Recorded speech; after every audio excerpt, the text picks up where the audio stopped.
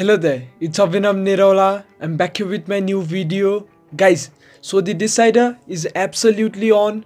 The ongoing 3-match ODI series between Pakistan and South Africa is now standing at 1-all, and well, it's time for us to gear up for the all-important decider. So let's preview the third among 3 ODIs. Do like, share and comment down below. Subscribe to my channel as well. On 7th of April 2021, the Supersport Park Cricket Stadium Centurion is going to host this encounter, and we're back again to the Centurion where the statistics of Pakistan are way too good compared to the other venues present within South Africa. To add up, this match isn't a pink match, so the luck factor might now work on any team's favor, not just South Africa. The quick and moist pitches of Centurion are usually good for the batsmen for the most part of a limited overs game. It's all about getting past the first 5 to 6 overs for batsmen, and for bowlers, it's about putting immense pressure on the opposition through wickets in that same period. Let me tell you that the adequate pace and bounce that this venue's surfaces offer provide value for the shots. Well, a similar surface is expected to be used for this matchup. Pakistan have decided to move alongside the whole world by opting to follow the worldwide trend of chasing in limited overs encounters. Although their statistics while chasing aren't that good, so do expect either teams to opt to field first. South Africa: Aiden Markram, Janneman Malan, Temba Bavuma captain, Henrik Klaasen wicket-keeper, Rassie van der Dussen, Wiaan Mulder, Andile Feklucwayo, Keshav Maharaj, Buren Hendricks, Nuto Sipamla, and Tabraiz Shamsi. Well, the IPL boys of South Africa aren't going to be available for this matchup and the upcoming T20 series as well. So the 5 pillars of this team who actually played very well collectively to win them the last match aren't available anymore for them. So South Africa would want their replacements to gel in right from the word go.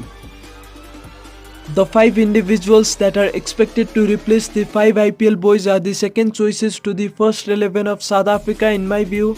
That last innings from Fakhar Zaman clearly displayed that this South African team can also go on back foot and even choke when the charge is on. South Africa need to address this issue as soon as possible, as such kind of vulnerable reputation tends to be easily transferable all around the globe.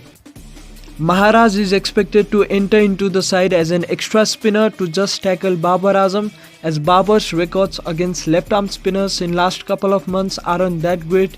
Mind you, South Africa have committed a blunder by not including the informed Pretorius into the side.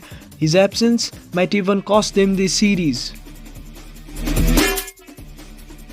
Pakistan: Fakhar Zaman, Imam ul Haq, Babar Azam captain, Mohammad Rizwan, Sarfaraz Ahmed wicket-keeper, Mohammad Nawaz, Usman Qadir, Fahim Ashraf, Hassan Ali, Haris Rauf, and Shaheen Shah Afridi.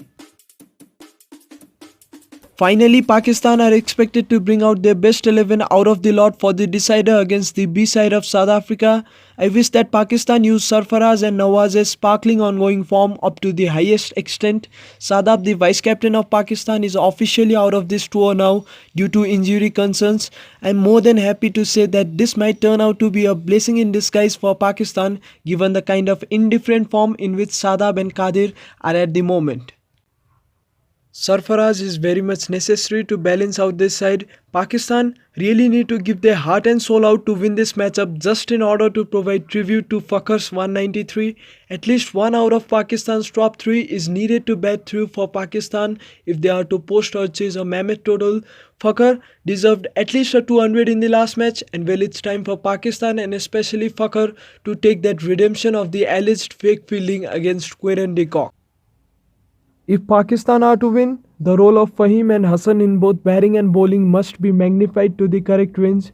Let me finally mention that Babar has that golden opportunity of making it to the top of the ODI rankings in terms of batting, by displacing the ODI legend Virat Kohli. A 50 plus score might possibly help for that cause. I just mentioned might because the point system of the ICC rankings is quite different to other aspects, and the results shall be found out only when ICC releases it. The statistics of Pakistan at the Supersport Park are relatively good. To add up, the B side of South Africa is going to take charge of the action this time around. Hence, this is certainly the best chance for Pakistan to win their second ODI series against South Africa in South Africa. Take care.